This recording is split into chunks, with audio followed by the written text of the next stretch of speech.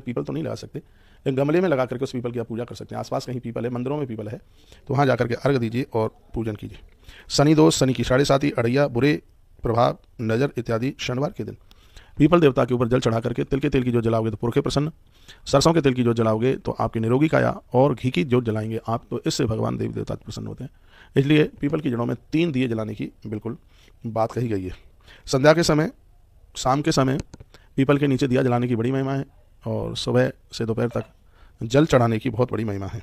सुबह भी दिया जला देते हैं तो कोई बात नहीं है, कोई दिक्कत नहीं है, लेकिन फिर भी संध्या के समय पीपल की जड़ों में दिया जला करके रख करके उसका बहुत बड़ा महत्व है। कल काल में तो ये समझ लीजिएगा कि ये वरदान है पीपल। बजरंगबली श्री हनुमत लाल जी महाराज की कृपा पाने के लिए लोग 21 पीपल के पत्तों की माला कलावे में लिपेट करके और हनुमान जी के कंठ में चढ़ाते हैं, हनुमान जी के गले में चढ़ाते हैं। तो यह उपाय बहुत बड़ा शुभ फलता को देता है। हर प्रकार की घर की नकारात्मक ऊर्जा समाप्त हो जाती है। इतना बड़ा प्रभाव इसके बारे में, इस माला के बारे में तो मैंने पूर्व में भी बहुत कुछ बोला है, और बोला ही नहीं है, आपसे शुरू कराया है। ये कोई फरीदाबाद के भैया थे और कोरोना काल में वो बहुत ज़्यादा परेशान थे, और ये मैंने उनको निवेदन किया था और उन्होंने ये किया। वो कहते आनंद हो गया कि महाराज जी पहले से 3 गुनी ज़्यादा तनख्वाह वाली नौकरी मिली है, काम करने में आनंद हो रहा है और बहुत अच्छा लग रहा है।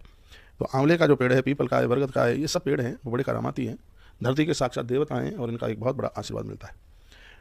और देखिए महात्मा बुद्ध को पीपल के वृक्ष के नीचे महात्मा बुद्ध को ज्ञान हो गया। पीपल, वड, नीम जैसे वृक्ष तो बहुत ही ज़्यादा सुखकारी हैं, बहुत सुख देते हैं।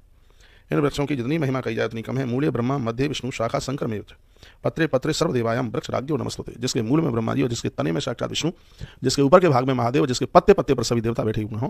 अब आप विचार कर लीजिएगा कि वह वृक्ष अपने आप में कितना ज़्यादा प्रभावी है। आप अपने बच्चों का उत्कर्ष चाहते हैं, उनकी तरक्की चाहते हैं, तो निश्चित रूप से पीपल का पेड़ का आप उनको पूजन कराइए।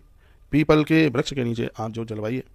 हमने ये ग्रंथों में पढ़े और शुरू भी किया और उसका जो फायदा मिला है, इसलिए आपके बीच में मैं बीच में मैं आपसे चर्चा करता रहता हूँ। आयु, प्रजा, धनम, धान्यम, सौभाग्य, सर्व संपदा देहि देव महावृक्षा त्वाम हम शरणं गतः।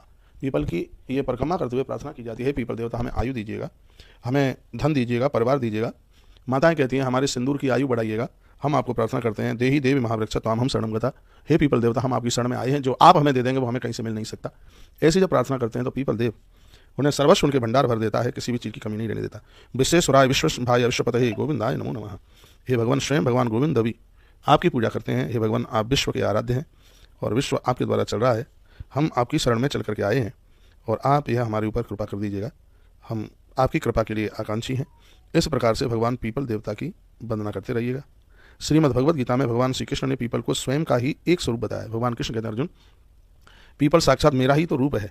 मूल तो ब्रह्म रूपाय, मध्य तो विष्णु रूपेण। इतना प्यारा श्लोक है, जो मूल में साक्षात ब्रह्मा, मध्य में विष्णु, और जिसके ऊपर के भाग में महादेव, जिसके पत्तों पत्तों पर सभी देवता बैठे हुए हैं। इसलिए पीपल अति वंदनीय है, बहुत बहुत प्रणाम करने को लायक है ये पीपल। पीपल के लिए जितनी भी बातें कुछ बोली जाएं उतनी अपने अपने आप में बिल्कुल कम है। सनऊ ते भगनी ज्येष्ठ लक्ष्मी रत्रागमिष्यति तत्रादसत वृक्षोसहु सनहु पूज्यो विशेषतः।